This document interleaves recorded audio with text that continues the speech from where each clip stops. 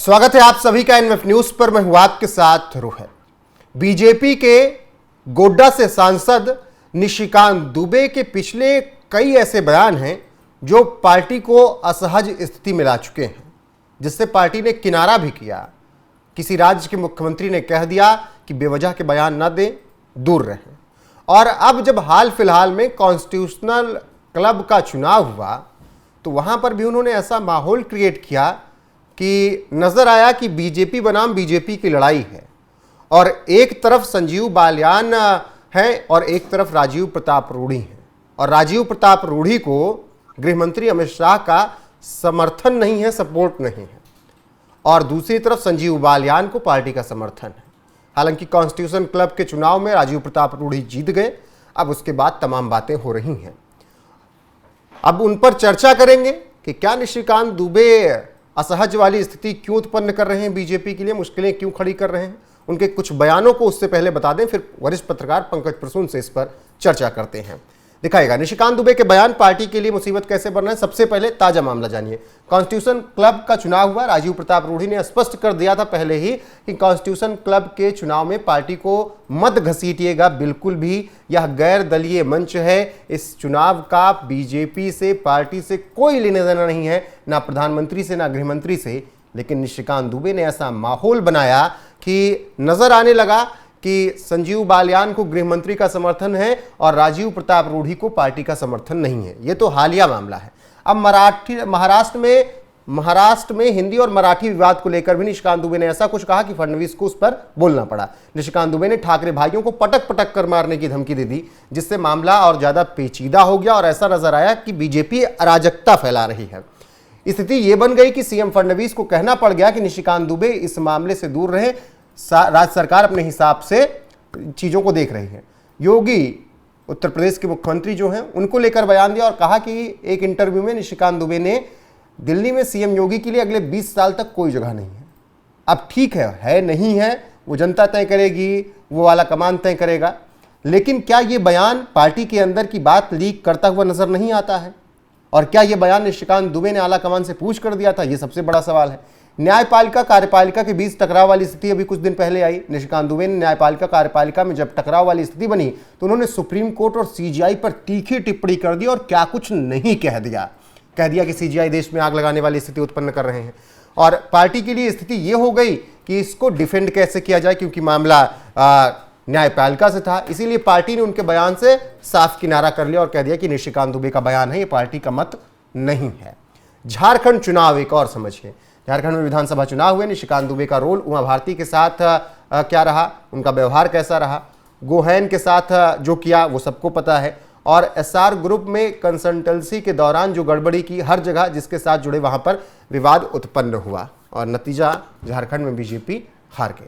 ये तो कुछ 5 मैंने ऐसे बयान या 5 ऐसे मौके बताए जहां पर तेज तर्रार सांसद जो कि बोलते हैं तो लोग सुनते हैं, विपक्ष को अच्छे से घेरते भी हैं। कई मामलों में उन्होंने पार्टी को बहुत आगे तक लीड भी दी, वो चाहे महुआ मोइत्रा का मामला रहा हो। लेकिन ये 4-5 अगर वाक्यों का जिक्र करें पंकज जी, निशिकांत दुबे थोड़ा घातक हो रहे हैं क्या? सबसे पहले कॉन्स्टिट्यूशन क्लब वाला मामला बताइए, क्या कुछ है? ये जो अभी क्लब के चुनाव हुए हैं और ये जो मीडिया में बताया गया है कि अमित शाह का जो हाथ है वो संजीव बालियान के ऊपर है, या जो पार्टी वाला कमान है वो संजीव बालियान के साथ था, ये कैसे पता चला किसी को? अमित शाह ने कहा है कुछ, या पार्टी वाला कमान ने कुछ कहा है? कोई चिट्ठी जारी हुई है? कैसे पता चला? जबकि मुझे तो ये मालूम है, मुझे तो जहां तक पता है कि अनुराग ठाकुर और इसी झारखंड से आने वाले प्रदीप वर्मा, ये सब बीजेपी के लोग हैं, राजीव प्रताप रूढ़ी के साथ थे। तो क्या ये सब पार्टी लाइन के इतर हैं? ये अमित शाह से पंगा लेके सपोर्ट कर रहे थे? ये बेकार की बात है। चुनाव लड़ना तो नहीं, मैं बता रहा हूं, उन्होंने लड़ा। कुछ जो उनको चाहने वाले होंगे उनकी तरफ गए, जो उनको चाहने वाले उनकी तरफ गए। ये सबसे बड़ा फ्रॉड था, ये बताना कि अमित शाह फलाने को सपोर्ट कर रहे हैं और मोदी जी फलाने को सपोर्ट कर रहे हैं और सोनिया गांधी रूढ़ी को सपोर्ट कर रही है, राहुल गांधी। तो क्या राजीव ये किसी ने नहीं कहा कर दिया था कि ऐसा कुछ नहीं है? बिल्कुल पार्टी आला कमान से राजीव प्रताप रूढ़ी के लोग पूछने भी गए थे कि क्या वाकई जो गृह मंत्री हैं वो उनके साथ हैं। तो गृह मंत्रालय की ओर से साफ साफ कह दिया गया था कि ये क्लब का चुनाव है, हमारा किसी से कोई लेना देना नहीं है। ये उसी क्लब का चुनाव की तरह ही होना चाहिए, आपसी सौहार्दपूर्ण वातावरण, दोनों तो अपने ही हैं। लेकिन निशिकांत दुबे द्वारा कुछ सांसदों को फोन कर यह बताया गया बाकायदा कि जो पार्टी वाला कमान है वो संजीव बालियान की तरफ है। अब निशिकांत दुबे ने किससे पूछ के बताया ये मुझे नहीं पता, लेकिन कुछ सांसदों को फोन गए थे। इतना ही नहीं, इस पूरे मामले को यह राजपूत बनाम गैर राजपूत बनाने की कोशिश की गई थी। यह तो अलग बात है कि इनके पैनल में राजीव शुक्ला भी थे जो कि ब्राह्मण है, उसके बाद अखिलेश जी भी थे, भूमिहार हैं, उसके बाद पंसल अनुराग ठाकुर भी थे, राजपूत है, फिर प्रदीप वर्मा थे जो कि अति पिछड़ी जाति से आते हैं। मतलब कि वो सारे पैनल में हर जाति, हर वर्ग, हर समूह का रखा था रिप्रेजेंटेशन, लेकिन कोशिश यह की गई और मीडिया के एक तबके में प्लांट भी की गई खबर। मैं आपको बताऊं, जब तक नहीं, निशिकांत दुबे ने लगातार चली कि अमित शाह का सपोर्ट पूरी तरीके से संजीव बालियान को है। किसने कहा? बिल्कुल झूठ बात है ये। अमित शाह ने किसी का सपोर्ट नहीं किया था। ये तो प्लान की गई खबर। चुनाव में प्रधानमंत्री और गृहमंत्री क्यों इंटरेस्ट लेंगे भाई? नहीं, अरे किया ही नहीं है भाई साहब, ये सब बिल्कुल फर्जी बातें हैं। और मैं आपको बता दूं, ये इन्होंने क्या बयान दिया, वो बयान निशिकांत दुबे का था कि क्लब को सांसदों का क्लब रहना चाहिए और आईएएस, आईपीएस और आईएफएस लोग और दलाल शब्द उन्होंने इस्तेमाल किया कि दल, अरे हो ही नहीं सकते। 2009 का बायलॉज जाके पढ़ लीजिए कॉन्स्टिट्यूशनल क्लब का। वो सांसदों का क्लब है, सांसदों का ही था, सांसदों का ही है और सांसदों का ही रहेगा। अब आईएएस, आईपीएस और आईएफएस को गाली देना क्यों जरूरी था मुझे नहीं पता। और निशिकांत दुबे ने इन सब के साथ दलाल शब्द का इस्तेमाल किया। क्या इस देश के आईएएस, आईपीएस, आईएफएस से दलाल लोग हैं जो ये कह रहे थे? ये बेहुदगी थी और बेफिजूल था, गैर जरूरी बयान था। लेकिन अगर निशिकांत, मैं आता हूं, निशिकांत दुबे के एक ट्वीट को देखें, जब रिजल्ट आ गया, राजीव प्रताप रूढ़ी जीत गए, तो उन्होंने लिखा कि संसदीय क्लब के चुनाव में मैं संजीव बालियान जी के साथ था, हूं और रहूंगा। यह चुनाव बालियान जी के जीवन का ऐतिहासिक चुनाव रहा। इसने उनकी ताकत को दिखाया। कांग्रेस अध्यक्ष खड़गे साहब और सोनिया गांधी का क्लब के चुनाव में वोट देने आना उनकी जीत है। कांग्रेस के वरिष्ठ नेता, तत्कालीन सांसद और दिल्ली प्रदेश अध्यक्ष कांग्रेस के जयप्रकाश अग्रवाल ने भी जब 2010 तक चुनाव रूढ़ी जी के खिलाफ लड़ा तो सोनिया गांधी या उनके मंत्रिमंडल का कोई सदस्य वोट देने नहीं आया। राजीव प्रताप रूढ़ी को शुभकामनाएं। नहीं, ये सब बात बेकार के। ये सोनिया गांधी और खड़गे साहब वोट देने, वैसे तो वोट तो अमित शाह और नड्डा भी देने आते, इससे क्या होता? नहीं, जो सांसद हैं वो देने आएंगे। खड़गे जी वोट डालने आए थे, ये संजीव बालियान की जीत थी। अजीब हालत है, नड्डा है और शाह है, तो ये किसकी जीत थी? फिर से लाइन सुनिए। ये अजीब बात है, अजीब बात है। साहब और सोनिया गांधी जी का क्लब के चुनाव में वोट देने आना उनकी, यानी संजीव बालियान की जीत थी। नहीं, ये देखिए, ये सब इसलिए मैं बोलता हूं ना कि बड़बोलापन होता है। आदमी को कंट्रोल में पार्टी लाइन के साथ अगर बातचीत करे तो अच्छा भी लगता है, वो डेकोरम भी मेंटेन रहता है। कई बार निशिकांत दुबे पार्टी लाइन से इतर अपने मन से बयान देते हैं जिसका पार्टी से कोई लेना देना नहीं होता, इसीलिए बाद में पार्टी की फजीहत होती है। अब रूढ़ी की जीत को इस तरह शो करने की कोशिश की गई है कि मानो जैसे ये अमित शाह की हार हो गई, जबकि बिल्कुल फर्जी बात थी, उनका कुछ लेना देना ही नहीं था। इसी तरह एक पॉडकास्ट में इन्होंने कह दिया कि भाई 20 साल तक अगले योगी जी के लिए दिल्ली में जगह खाली नहीं है, अमित शाह ज्यादा लोकप्रिय है। देखने में यह लगा कि जैसे अमित शाह की तारीफ की है इन्होंने, लेकिन हकीकत यह है कि एक मीडिया में जो चल रहा था ना अफवाह कि योगी जी और अमित शाह में नहीं पड़ती, उसको इन्होंने हवा दे दिया। बेकार की बात, जरूरत ही नहीं थी उसकी। अच्छा, आप झारखंड कभी कभी पता है खामोश रहना बहुत मुश्किल होता है जी। आप झारखंड की राजनीति और विधानसभा चुनाव पूरा कवर किया, वहां पर ये क्या जो मामला बताया जा रहा है, एसआर कंसल्टेंसी और ये सब क्या है? मैं आपको बताऊं, ईमानदारी से मैं बताऊं, ये गोड्डा के सांसद हैं। गोड्डा संसदीय क्षेत्र में 6 विधानसभा है, 6 के 6 बीजेपी हारी है, नॉट इवन सिंगल जीत। इस बार ही नहीं, ये संथाल परगना, बहुत बड़े नेता है ना, वो तो दिल्ली की मीडिया के दुलारे हैं। आप लोगों ने तो महान बना के रखा है, तो पूछे नहीं कि जहां से आप राजनीति करते हैं वहां बीजेपी की इतनी हालत खराब क्यों है संथाल परगना में? क्यों हालत खराब है? बड़ा जनाधार वाले नेता है ना ये। कभी आप लोगों ने किसी को सवाल नहीं पूछा?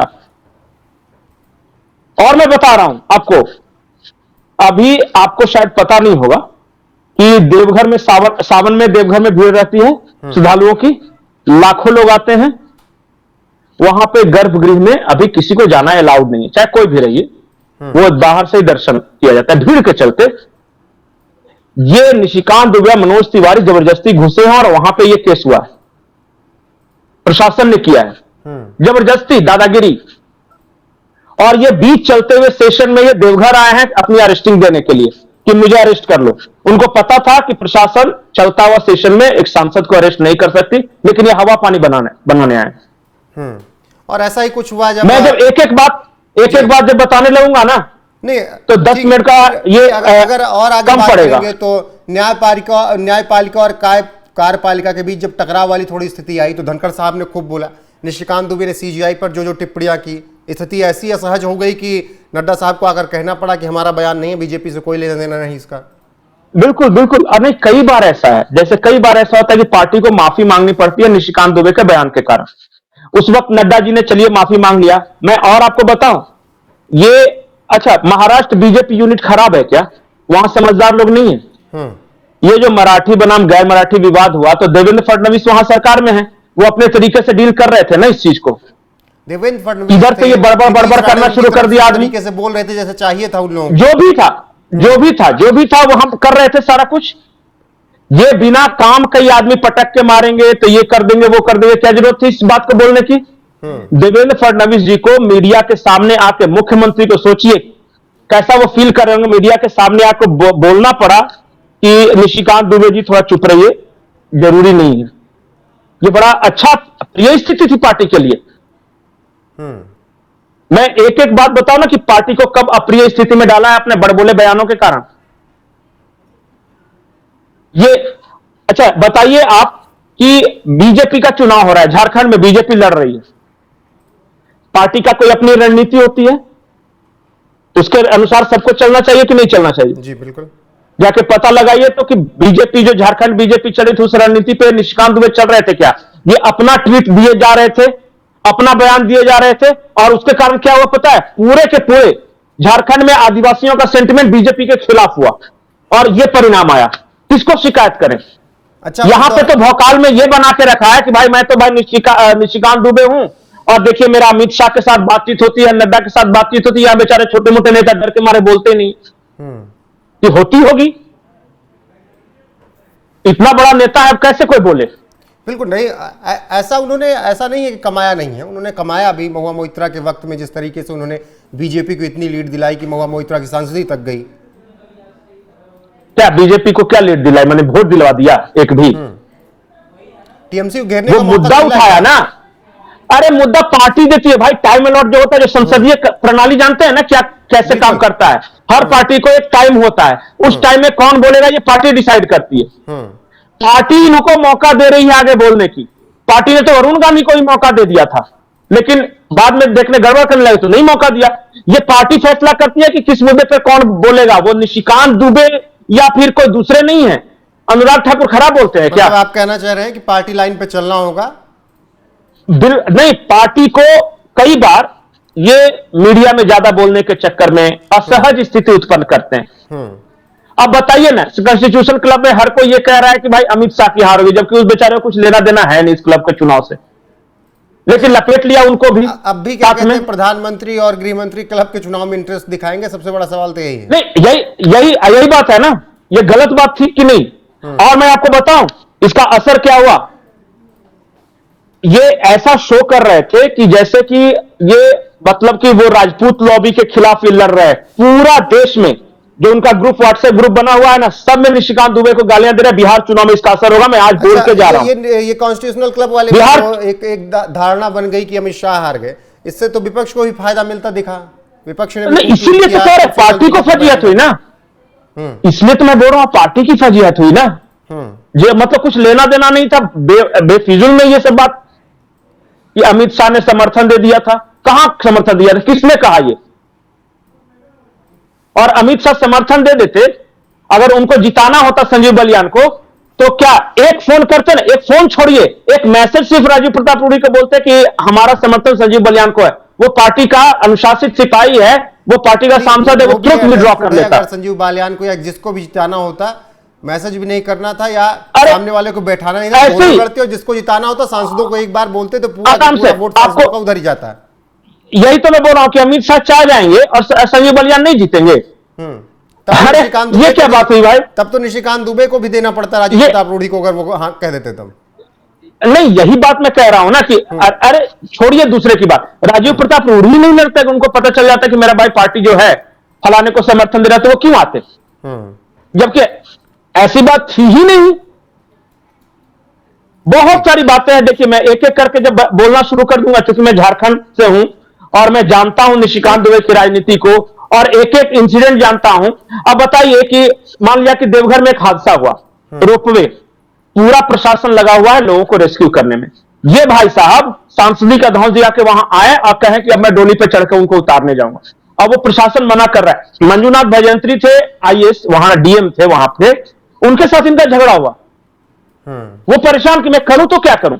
ठीक है पंकज जी, ऐसा नहीं होता, देखिए ऐसा नहीं होता कि सब कुछ आप ही हैं, ऑल इन ऑल है। अब एक प्रभात खबर यहां अखबार है, पूछिए जाके किसी को कि उनके संपादक को क्यों ट्रांसफर करना पड़ा। जो तय करेगी उस पर चलना होगा, ऐसे बयान देने यही बात, जिनसे पार्टी को असहज स्थिति में ना डाला जाए, वो चाहे न्यायपालिका कार्यपालिका का मामला हो, हिंदी मराठी का विवाद हो, या फिर कॉन्स्टिट्यूशनल क्लब के चुनाव में इस तरीके का माहौल। बहुत सारे इंसिडेंट है, बहुत सारे इंसिडेंट है, बहुत सारे कुछ ऐसे वाक्य थे जिस पर हमने चर्चा की। फिलहाल राजीव प्रताप रूढ़ी ने यह तय कर दिया था कि भाई इस चुनाव से कोई मतलब नहीं है प्रधानमंत्री को, कोई मतलब नहीं है गृह मंत्री को, ये हमारा चुनाव था, हम लड़े, और दोनों तरफ सपोर्ट भी था, दोनों तरफ ना भी सपोर्ट था, उन लोगों से इस चुनाव का मतलब कुछ भी नहीं था। बाकी राजीव प्रताप रूढ़ी जीते हैं, लेकिन निशिकांत दुबे कह रहे हैं कि मैं संजीव बालियान के साथ था, हूं और रहूंगा। फिलहाल बने रहिए हमारे साथ, लगातार आपको यहां पर हर एक अपडेट मिलती रहेगी। नमस्कार।